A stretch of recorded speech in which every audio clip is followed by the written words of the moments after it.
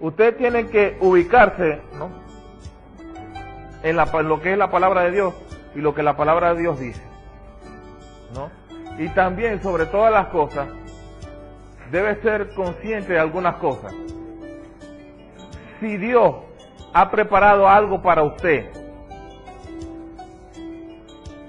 en este caso, cualquiera de los dones, lo ha preparado para la iglesia, es porque usted lo necesita, no es porque no lo necesita. Si Dios preparó estos dones, era para que la iglesia los tuviera. Hay gente que comienza a clasificar los dones. Dice, no, a mí me gustaría mucho, como a mí me gusta averiguar mucho la vida de la gente, el don de discernimiento, ¿no? O de pronto, a mí me gusta así, ver el futuro, y ver lo que va a suceder, una palabra de ciencia, de conocimiento, ¿no? O de pronto una profecía, que me mueva por profecía. A mí me gusta esto, que de pronto la gente le profetice millones y entonces después me dé los diezmos, me dé. Y la gente comienza a clasificar ciertas cosas, ¿no?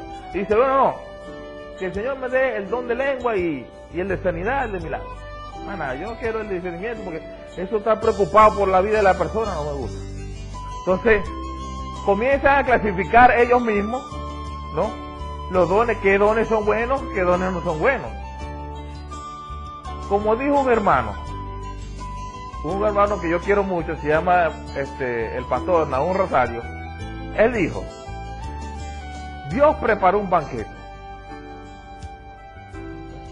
y ya preparó la mesa, te puso la comida. Hermano, si no te gusta, vas a tener que comértelo, porque Dios no te va a cambiar el menú que a ti te guste, no lo va a cambiar.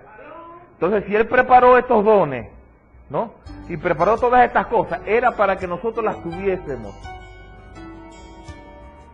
Entonces tenemos que tener eso en mente. Otra cosa, ¿no?, que quiero decirle, es que anteriormente Dios actuaba, en el Antiguo Testamento, actuaba desde afuera hacia adentro. Igualmente Satanás. Dios hablaba por medios físicos al hombre, ¿no? Llamaba a Adán, llamaba a Eva, los llamaba y ellos escuchaban a Dios. Ya eso era algo físico, fuera de ellos. Ahora, de igual manera trató con los profetas y trató con toda aquella gente. Dios les hablaba y se manifestaba en grandes cosas, con grandes maravillas, que la gente pudiera ver y pudiera creer que Dios existía y que era real. Si Él quería demostrar a la gente de que supieran que Él estaba con algunos de sus profetas, algunos de sus ministros, Dios, como Moisés, le mandaba a hacer cosas y Dios respaldaba todo aquello. Pero todo ese movimiento tiene que ver con cosas externas. Por eso que usted ve que sucedieron grandes cosas. Ahora, el trato del hombre, Dios vio que aunque el hombre vio tantas cosas, ¿no?, que hoy no vemos hoy en día, que yo me pare aquí en el puente sobre el lago, y le diga que agarro un palo de bambú y le haga así al lago y se abren dos, ¿no? Esa cosa no la vemos aquí, no la hemos visto, ¿no? Entonces, pero esa gente sí lo vio. Entonces, sin embargo, es como todo cristiano, un domingo en la mañana, ¿verdad?, que de pronto hay una buena predicación, que uno lo emociona mucho, y uno dice, voy a buscar más a Dios, no creo que Dios, voy a buscar más la presencia del Señor. Pasa el lunes, se desinfló. Entonces, eso pasa en la vida real, pasa en la iglesia y pasa en TNT. Entonces, todas estas cosas son tratamientos que Dios ha venido a hacer. Entonces, Satanás se quedó con ese método, el método externo. ¿Por qué? Él puede llegar a su vida por situaciones externas. Él tratar con situaciones externas, ¿no?, para mover su corazón, aquello que tiene usted adentro. Esa es la única manera de él, de poder oprimirlo a usted, atacarlo a usted. Porque él sabe que si él maneja ciertas situaciones de su vida, él va a hacer que esa situación externa produzca un cambio interno. Una situación externa, produzca un cambio interno en su vida. Porque ese es el tratamiento, que él como copia todo, él escopió, se copió eso de Dios. Pero ahora Dios dijo no, Dios se cansó de aquello. Entonces Dios dijo, es necesario que mi vida esté dentro del hombre. Y es por eso que hoy tenemos el Espíritu Santo dentro de nosotros. Ahora, el Espíritu Santo comienza con nuestro espíritu, toca nuestra alma y después sale a nuestro cuerpo. Ese es el tratamiento de Dios. Ahora, cuando hablamos del hablar en lengua, el hablar en lengua nos edifica el espíritu. Entonces, como edifica el espíritu va a tocar el alma y se van a expresar cambios en el cuerpo. Aquí, en la clase número 9, dice 10 razones por las cuales todo creyente debería hablar en lengua. Una de las razones es que es una señal. Estas señales seguirán a los que creen. Hablarán en nuevas lenguas. Es un indicio de haber recibido la llenura del Espíritu Santo sobre nuestra vida. Si usted comienza a hablar en lengua, ¿no? Esa es la primera. Dice que es la evidencia sobrenatural de la morada interior del Espíritu. ¿Cómo supieron estos judíos que en la casa de Cornelio había recibido el Espíritu Santo? Porque los oían hablar en otras lenguas. Ese era el índice para ellos saber de que habían recibido el Espíritu Santo. De resto, ellos creían, como la casa de Cornelio era gente gentil, ellos creían que ellos no le era dado eso. Sin embargo, a los que lo vieron hablar en nuevas lenguas, eso le hizo testimonio de que habían recibido el Espíritu Santo. Ahora, la razón número 2 es que las lenguas para edificación espiritual. Y dice que el que habla en lengua extraña, a sí mismo se edifica. Dice, porque el que habla en lengua no habla a los hombres, sino a Dios, pues nadie le entiende, aunque por el Espíritu habla misterios. Entonces, mientras usted está hablando en lengua, usted está hablando misterios con Dios y es edificado en su espíritu. Esto es una práctica, hermano. Hay gente que solamente, ¿no?, tiene el don de lengua, ¿no?, y no lo usan como debieran, ¿no? Son un poco religiosos con este don, ¿no? Y entonces lo usan más que todo en público que en privado. Y este don es más importante que usted, en su devocional de oración, usted ora en lengua. Ahora, en público, más que todo se mueve este don cuando hay una palabra de profecía sobre una persona o sobre la iglesia completa. Claro, pero siempre y cuando haya un intérprete.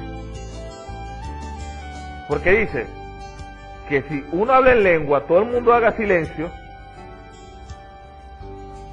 para ver quién interpreta. De resto, si no hay interpretación, el que está hablando en lengua que haga silencio. ¿Por qué? Porque el que está al lado no te entiende lo que está diciendo. El otro tampoco te va a entender. Aún el que habla en lengua, igual que tú, no te va a entender la lengua. Porque aún no entiende la lengua de él, va a entender la lengua tuya. Entonces, ¿qué sucede? Entonces, hemos tomado ciertas actitudes, pero ciertas actitudes tradicionales, que desde la iglesia, desde los comienzos, han venido y nosotros le hemos creído y creemos que es así. Entonces lo defendemos nuestra posición y nos enoja cuando nos dicen algo al respecto, ¿no? No nos debe enojar, tenemos que ir a la palabra y ver si eso es así o no es así. Si vemos que es así, entonces, hermanos, tenemos el problema somos nosotros.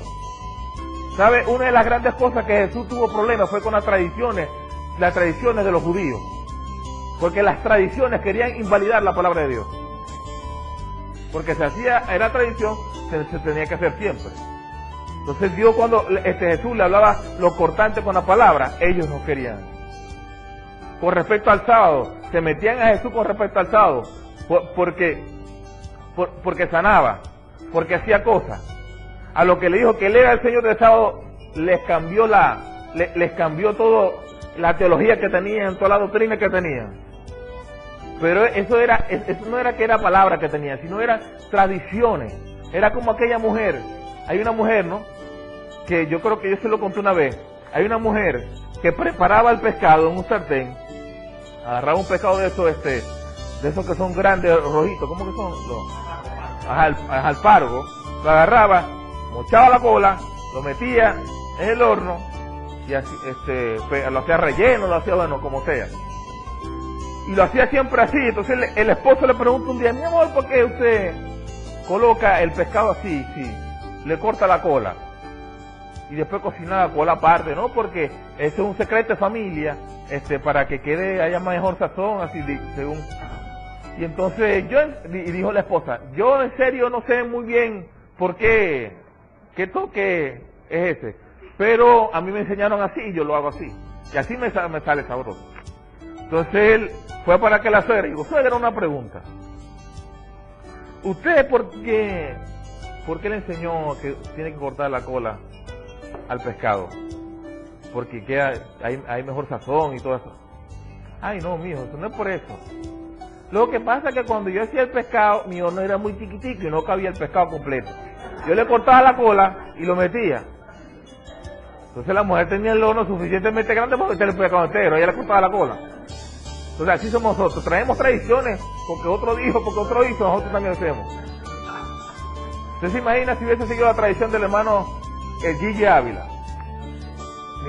Ni él tuviese una televisora, ni nosotros tuviésemos televisores en nuestra casa.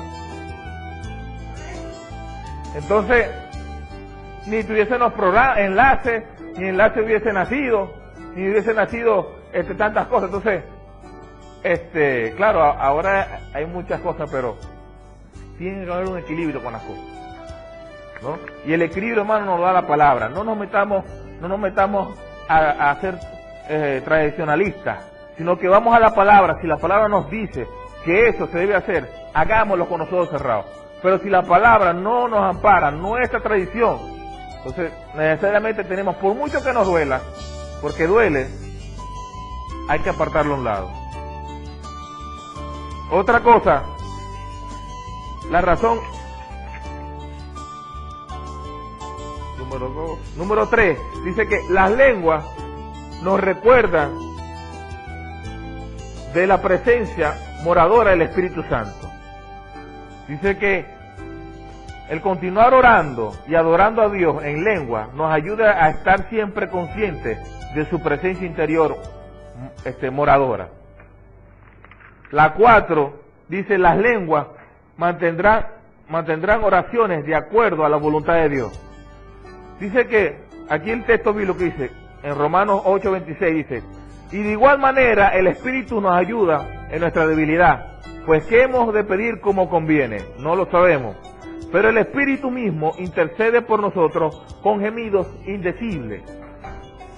Entonces, hermano, hay momentos, yo no sé si a usted le ha pasado, ¿no? A mí sí, ¿no? Porque yo todavía no he llegado a la estatura de Cristo. Pero hay momentos que usted está orando y después usted se queda como que sin palabras. Entonces, usted no haya que decirle a Dios: ¿qué le digo? ¿Qué más le puedo decir? Entonces, es allí donde el Espíritu Santo obra, porque Él sí sabe cómo orar conforme a la voluntad de Dios. Nosotros podemos estar orando basados en nuestros sentimientos, en lo que nos está sucediendo, pero quizás no sea la voluntad de Dios. Nos ponemos roncos, rojos, azules, verdes, y no pasa nada. ¿Por qué? Porque Dios no va a hacer algo que está fuera de su voluntad. Dios siempre va a hacer algo que está en su voluntad. Entonces, para eso, el ser practicante de este don, de hablar en la lengua, te da que hables, que ores conforme a la voluntad de Dios. Otra razón es el orar en lengua estimula la fe. En Judas 20, ¿no? En Judas 20, verso 20, perdón. Pero vosotros, amados, edificados sobre vuestra santísima fe, orando en el Espíritu Santo. Edificados sobre vuestra santísima fe, orando en el Espíritu Santo. Ahora, ¿sabe qué le quiero decir? Por eso le dije que el hablar en lengua hace que nuestro espíritu se fortalezca. Y todo esto, lo que es la fe, lo que es la oración y la voluntad de Dios, son cosas espirituales. Si usted es fuerte en su espíritu, usted va a ser fuerte en su fe. Ahora, está la parte 6. El orar en lengua nos mantiene libres de la contaminación mundana, ¿no? Otra dice, el orar en lengua nos capacita a orar por lo desconocido. Dice que las lenguas sirven para dar gracias. El hablar en lengua pone la lengua bajo sujeción. Quiero hacer una aclaratoria con esto, ¿no?